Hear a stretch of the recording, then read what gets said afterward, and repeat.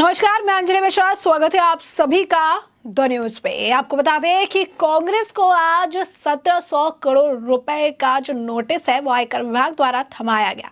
इसके बाद कांग्रेस पूरी तरीके से बौखला गई और बाकायदा इसे लेकर एक पूरा प्रेस कॉन्फ्रेंस भी कर डाला। और इसी बीच राहुल गांधी का भी एक बयान सोशल मीडिया पर वायरल हो रहा है। इसी के साथ आपको बता दें कि सिर्फ कांग्रेस नहीं, कांग्रेस के बाद कम्युनिस्ट पार्टी को भी आयकर विभाग का नोटिस मिला और तृणमूल कांग्रेस के एक नेता को भी आयकर विभाग ने ताबड़तोड़ नोटिस जो है चिपकाए हैं। क्या है पूरा माजरा, किस तरीके की आ रही प्रतिक्रिया, आइए विस्तार से जान लेते हैं। तो भारतीय कम्युनिस्ट पार्टी को आयकर विभाग ने एक नोटिस मिला है। इस नोटिस के अनुसार पिछले कुछ वर्षों के दौरान आयकर रिटर्न दाखिल करते समय पुराने पैन कार्ड का उपयोग करने के लिए 11 करोड़ रुपए का भुगतान करने को कहा गया है। सूत्रों के मुताबिक आयकर विभाग को भुगतान किए जाने वाले बकाये में जुर्माना और ब्याज शामिल है। कार्रवाई जो आपको बता दें कि कार्रवाई पार्टी की ओर से पुराने पैन कार्ड के उपयोग में विसंगतियों की वजह से की गई। आयकर विभाग के नोटिस को चुनौती देने के लिए लेफ्ट पार्टी अपने वकीलों से बातचीत कर रही है। पार्टी ने कहा कि हम इस मामले में कानूनी सहायता मांग रहे हैं और अपने वकीलों के संपर्क में है। इससे पहले कांग्रेस को आयकर विभाग की तरफ से नोटिस भेजा गया था जिसमें 1823 करोड़ रुपए का बकाया भुगतान करने को कहा गया। तृणमूल कांग्रेस के नेता साकेत गोखले ने भी बताया कि उन्हें पिछले 72 घंटों के भीतर आयकर विभाग से 11 नोटिस मिला है। कांग्रेस ने आरोप लगाया कि लोकसभा चुनाव से पहले भाजपा विपक्ष की पार्टियों को पंगु बनाने की कोशिश कर रही है और इसे लेकर बाकायदा जो है प्रेस कॉन्फ्रेंस भी की गई। इसी बीच कांग्रेस द्वारा राहुल गांधी के कई सारे छोटे छोटे क्लिप जो है साझा किए गए, जहां राहुल गांधी खुलेआम जो है धमकी देते नजर आए। और अब ये भी बात सामने आ रही है कि कांग्रेस अब देशव्यापी प्रोटेस्ट जो है इस मामले को लेकर करने वाला है। उन्होंने कहा कि जिस तरीके से इनकम टैक्स ने अब कांग्रेस पार्टी को नोटिस जारी किया है, इसे लेकर अब नेशन वाइड प्रोटेस्ट किया जाएगा। कांग्रेस के जनरल सेक्रेटरी ऑर्गेनाइजेशन केसी वेणुगोपाल ने सारे स्टेट यूनिट्स को और पीसीसी हेडक्वार्टर्स को कहा है डिस्ट्रिक्ट कांग्रेस कमेटी हेडक्वार्टर्स में आने के लिए कल के लिए उन्होंने जो है इसे लेकर कह दिया है कि और इसे लेकर साफ तौर पर जो है वो जारी किया है उन्होंने, उसका पत्र भी सामने आ चुका है। अब इस मामले पर लगातार जो है प्रेस कॉन्फ्रेंस की गई। इसमें जयराम रमेश के समेत तमाम जो नेता है वो मौजूद थे।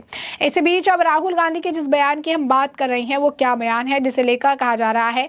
दरअसल राहुल गांधी का एक वीडियो छोटा सा क्लिप है जिसमें वो कहते नजर आ रही है कि जब सरकार बदलेगी तो लोकतंत्र का चीरहरण करने वालों पर कार्रवाई जरूर होगी और ऐसी कार्रवाई होगी कि दोबारा फिर किसी की हिम्मत नहीं होगी ये सब करने की। ये राहुल गांधी की, ये मेरी जो है गारंटी है। ये बात राहुल गांधी कह रहे थे।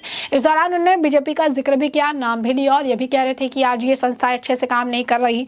अगर इन संस्थानों ने अपना काम किया होता, सरकारी एजेंसियों ने अपना काम ईमानदारी से किया होता तो लोकतंत्र जो है सुरक्षित रहेगा। इसलिए गलत करने वालों को सोचना चाहिए कि कभी ना कभी बीजेपी की सरकार जो है बदलेगी और इसके बाद ऐसी कार्रवाई होगी कि कभी नहीं हुई। यह मेरी गारंटी है, ऐसा राहुल गांधी जो है कहते नजर आए। तो साफ तौर पर राहुल गांधी के द्वारा जो है चीजें कही जा रही है, सारी चीजें जो है वो बयान दे रही हैं, जो बातें हैं उनके द्वारा कही जा रही है। ना डरेंगे ना झुकेंगे, जनता के लिए लड़ेंगे। और उसके बाद पेनल्टी को लेकर भी कहा जा रहा है और उसके बाद उन्होंने एक नया हैशटैग भी लगाया है जहां पर हैशटैग में कह रही है बीजेपी टैक्स करके इन्होंने जो है हैशटैग का इस्तेमाल करना भी शुरू कर दिया है, बीजेपी टैक्स करप्शन। इसके बाद जो प्रेस कॉन्फ्रेंस हुई, इस प्रेस कॉन्फ्रेंस में भी जयराम रमेश समेत जो कई सारे अन्य नेता थे वहां पर मौजूद, जैसे कि अजय माकन वगैरह, उन्होंने भी इस मामले पर प्रतिक्रिया दी। अजय माकन ने कहा कि जब जब लोकसभा चुनाव की तारीखें घोषित होती हैं तो ऐसे समय में आईटी विभाग द्वारा कांग्रेस पर गलत तरीके से पेनल्टी लगाई जाती है, पैसे की मांग की जा रही है। ये बातें साफ इशारा करती है कि आईटी विभाग को बीजेपी की कमियां नजर आ रही हैं। इसलिए हमारी मांग है कि आईटी विभाग द्वारा बीजेपी को 4600 करोड़ रुपए का नोटिस दिया जाना चाहिए। उन्होंने आगे कहा कि आयकर विभाग और चुनाव आयोग बीजेपी की कमी पर आंख बंद कर बैठे हुए हैं, उन्हें सिर्फ कांग्रेस नजर आती है। बीजेपी ने जिस तरह से आईटी विभाग के नियमों का उल्लंघन किया उसकी समीक्षा से पता चलता है कि बीजेपी पर 7 साल में 4600 करोड़ रुपए की पेनल्टी लगती है, लेकिन उसे नजरअंदाज कर बीजेपी ने आईटी विभाग ने 5 साल का नोटिस भेजकर कांग्रेस से 1823 करोड़ रुपए की मांग जो है की है। तो ये इनके द्वारा बयान दिया गया है। लगातार कहीं ना कहीं कांग्रेस को मिले नोटिस से कांग्रेस पूरी तरीके से अब बौखला गई है और लगातार बयानबाजियां करती हुई नजर आ रही है। वहीं इसके बाद उन्होंने कहा कि इनकम टैक्स के जिन नियमों की आड़ में कांग्रेस को परेशान किया जा रहा है उन नियमों को लेकर बीजेपी को छूट दी जा रही है। कांग्रेस का 14 लाख रुपए का वायलेशन बताकर बीजेपी के इनकम टैक्स विभाग ने कांग्रेस को 135 करोड़ रुपए ले लिए, लेकिन बीजेपी को 42 करोड़ रुपए का चंदा देने वालों को ना कोई नाम नाम ना कोई पता है और उस पर कोई एक्शन नहीं लिया। इनकम टैक्स ने बीजेपी के 42 करोड़ रुपए के वायलेशन पर तो आंख पर पट्टी ही बांध ली है, लेकिन कांग्रेस के 14 लाख रुपए जो कि हमारे 23 नेताओं ने दिए हैं, उसके नाम और पते भी हैं, इसके आधार पर हमारे 135 करोड़ रुपए छीन लिए गए हैं, ऐसा उनके द्वारा जो है कहा गया। उन्होंने कहा कि पूरे देश को पता चल गया है कि इलेक्टोरल बॉन्ड घोटाले से बीजेपी के करीब 8,250 करोड़ रुपए चंदा इकट्ठा किया। बीजेपी ने चंदा लेने का 4 रास्ता अपनाया: चंदा दो, धंधा लो, ठेका लो, चंदा दो, हफ्ता वसूली, शेल कंपनियों से चंदा लो। ये बात जो है कांग्रेस के नेता जयराम रमेश कहते नजर आए। उन्होंने आगे कहा कि इलेक्टोरल बॉन्ड को सुप्रीम कोर्ट ने संविधान के खिलाफ बताया है। बीजेपी सरकार अलग अलग तरीके से लगातार विपक्ष पार्टियों को कमजोर करने का प्रयास कर रही है, लेकिन कांग्रेस पार्टी डरने वाली नहीं है। तो आप देखेंगे कि बाकायदा प्रेस कॉन्फ्रेंस की गई, बाकायदा जो है चीजें कही जा रही है, और ये सब कहीं ना कहीं एक बहुत बड़ा डर है जो इनके अंदर देखने के लिए मिल रहा है। ये लगातार इसे लोकसभा चुनाव से जोड़कर देख रहे हैं। अरविंद केजरीवाल की गिरफ्तारी हुई, इसे भी लोकसभा चुनाव से जोड़कर देखा गया।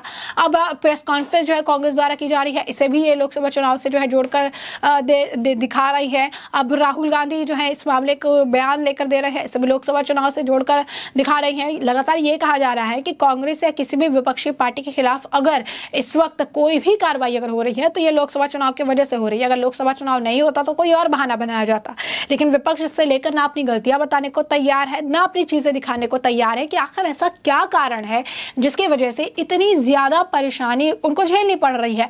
पहले खुद कांग्रेस के नेता अजय माकन द्वारा ही बताया गया था स्पष्ट तरीके से कि आयकर विभाग द्वारा उन पर की गई कार्रवाई के पीछे का क्या कारण है।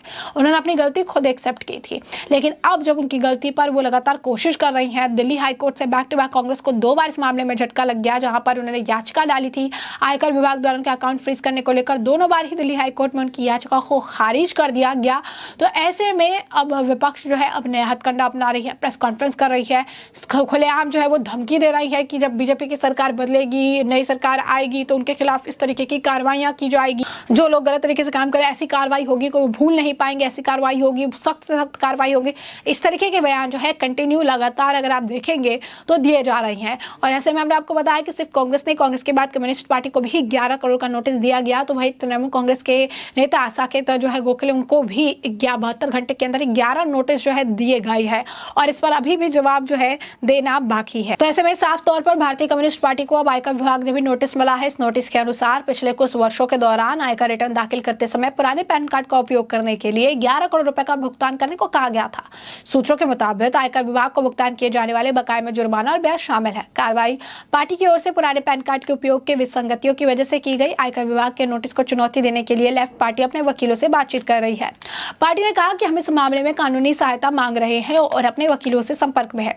इससे पहले कांग्रेस को आयकर विभाग की तरफ से नोटिस भेजा गया था, जिसमें 1,823 करोड़ रुपए का बकाया भुगतान करने को कहा गया। तृणमूल कांग्रेस नेता साकेत गोखले ने बताया कि उन्हें पिछले 72 घंटों के भीतर आयकर विभाग से 11 नोटिस मिला। कांग्रेस ने आरोप लगाया कि लोकसभा चुनाव से पहले भाजपा विपक्ष की पार्टियों को पंगु बनाने की कोशिश जो है कर रही है। तो आप समझ सकते हैं कि लगातार जो है तरह तरह के रिएक्शंस देखने के लिए मिल रही है, और लगातार इस तरीके के जो है तरह तरह के बयान भी देखने के लिए मिल रहे हैं। तो ऐसे में इस मामले पर विपक्ष भी प्रतिक्रिया दे रहा है, विपक्ष के नेताओं द्वारा भी प्रतिक्रिया दे रही है, काफी कुछ वो कह रहे हैं और इसे लोकसभा चुनाव से जोड़कर देख रही है। तो ऐसे में हमने आपको जो पूरा मामला है ये बड़ा विस्तार से बताया है कि यह पूरा मामला क्या है। इस मामले पर बाकी भी जो राय कमेंट सेक्शन में कमेंट करके जरूर से जरूर साझा करिएगा। धन्यवाद।